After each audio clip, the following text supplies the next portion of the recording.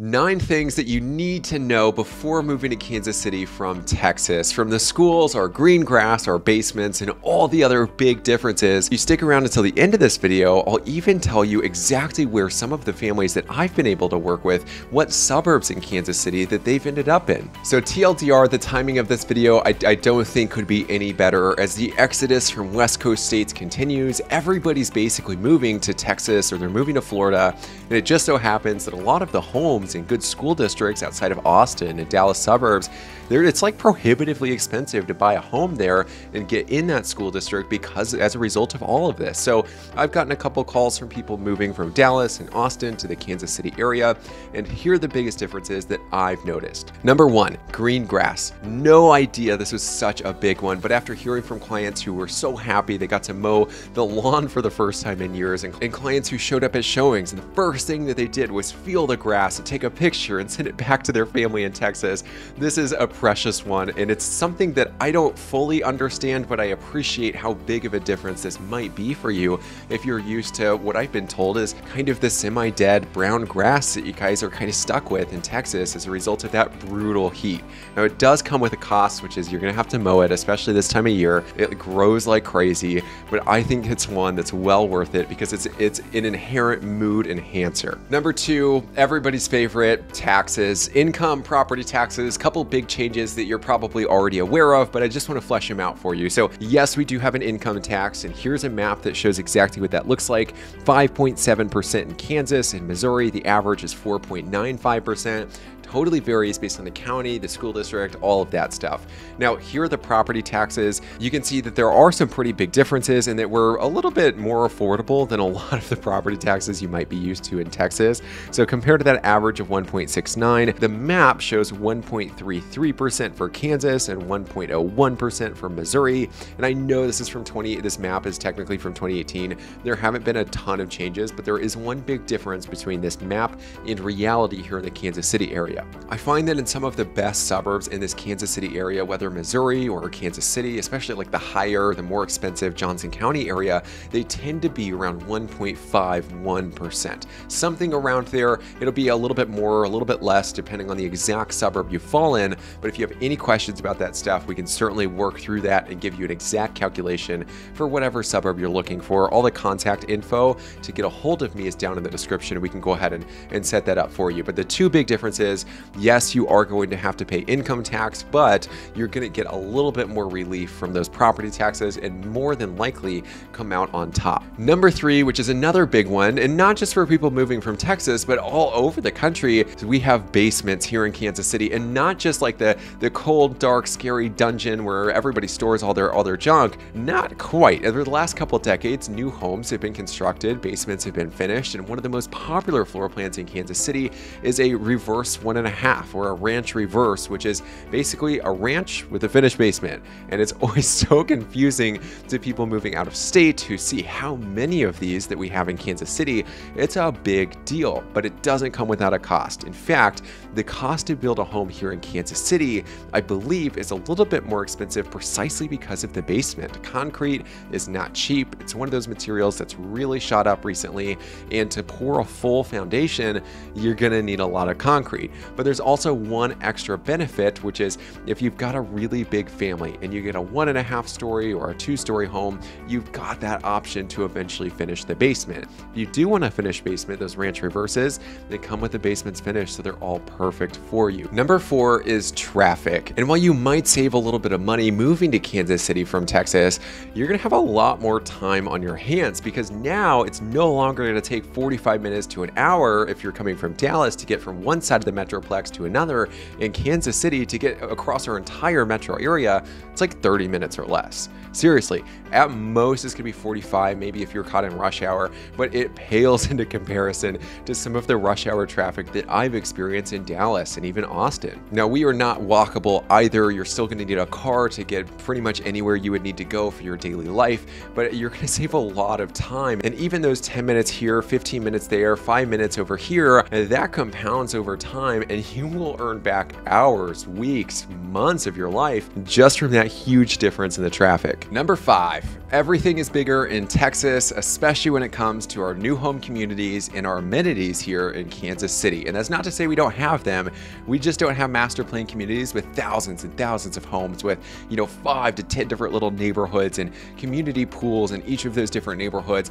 I've seen some of the stuff you all have in Texas, and I've had clients that have moved away from that and given that up for some of the amenities here, and it sounds like an absolute blast. But in Kansas City, we do have a couple new home communities that have quite a bit to offer. You're going to get the playground, the trails throughout the community, the neighborhood or the community pool that usually has a splash pad for the kids, or at least a kid pool section. Now I'm going to give you 4 communities that I'm familiar with, I've had clients look at, that might give you a similar feel, or at least get you as close as you can get in Kansas City. So one is in Overland Park. This is like our crown jewel suburb. Sundance Ridge is one of the newer new home communities. They've got a huge amenities offering with 2 pools, a clubhouse, a gym on the lower level of the clubhouse. They've got a gymnasium for basketball, volleyball. You've got pickleball courts, bocce ball. You've got stocked fishing ponds throughout the community. That's probably one of the best amenities packages you're going to get here in Kansas City. Now, Overland Park's next door neighbor to the west, which is Olathe, is home to Stone Bridge, which is a 3 or 4 pool community. They've got several different neighborhoods, brand new school right behind them, trails connecting the whole thing. If you go to the Missouri side in Lee Summit, which happens to be a pretty popular pick from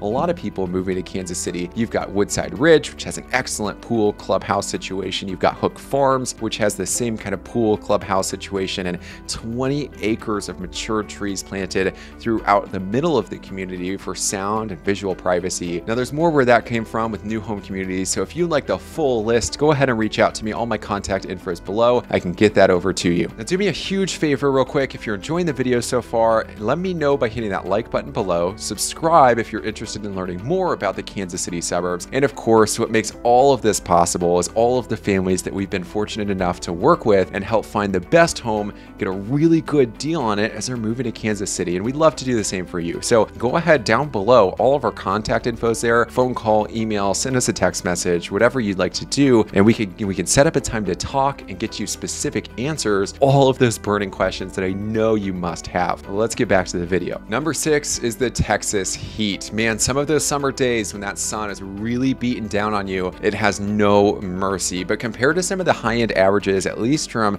the Dallas area here in Kansas City, we're still in the 80s. Well, you'll kind of feel some upper 90s, 100+ days. And that could be a big difference, especially when we get later into the summer, like August, and the bugs are out and it's just muggy and all of that stuff. But it doesn't come without a cost. We do have some volatility, especially in the winter.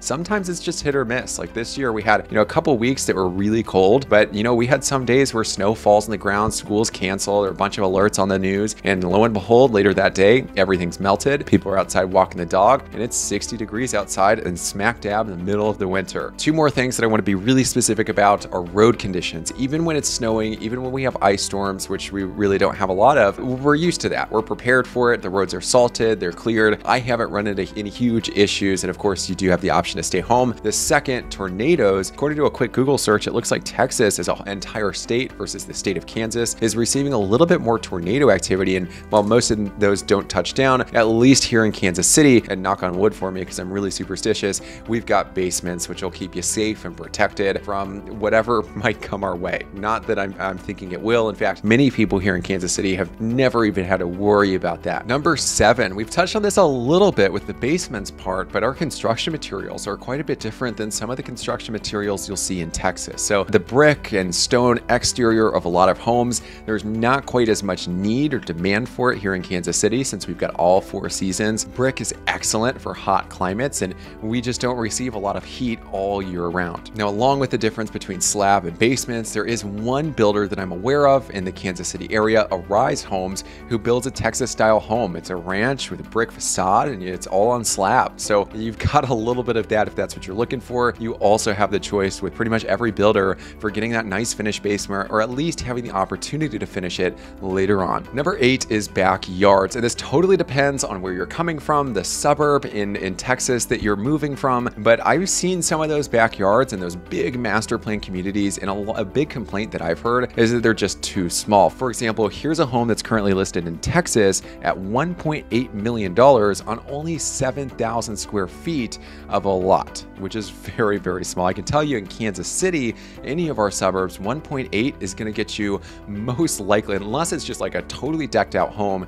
it's most likely going to get you a third of an acre, possibly a half acre, sometimes even a full acre. So when it comes to backyards in Kansas City, big enough for the whole family and even possibly your dog, you can most likely expect something above 8,000 square feet. A lot of the time, our lots are sized at quarter-acre intervals, although there's a lot of variability. Totally depends on the part of the city. Long story short, you're going to get something that's a little bit bigger than a lot of the backyards that I've seen in Texas. Number 9, all the Texas restaurants that are chain stores that have moved to Kansas City. One was a couple years back, Torchy's Tacos, excellent. Used to only be able to get it in Oklahoma if you were there, or Texas, and now we've got it all over the Kansas City metro. The second one, you probably already know this one, backed by Patrick Mahomes, Whataburger. And when this opened up here in Kansas City, the lines were like an hour long, wrapping around the street, causing delays and traffic, all sorts of madness. While we do have those two, we still don't have a Buc-ee's, but I'm still holding out some hope for that one. Now, as promised, I appreciate you watching until the end of the video, and if you just clicked here, I appreciate you too.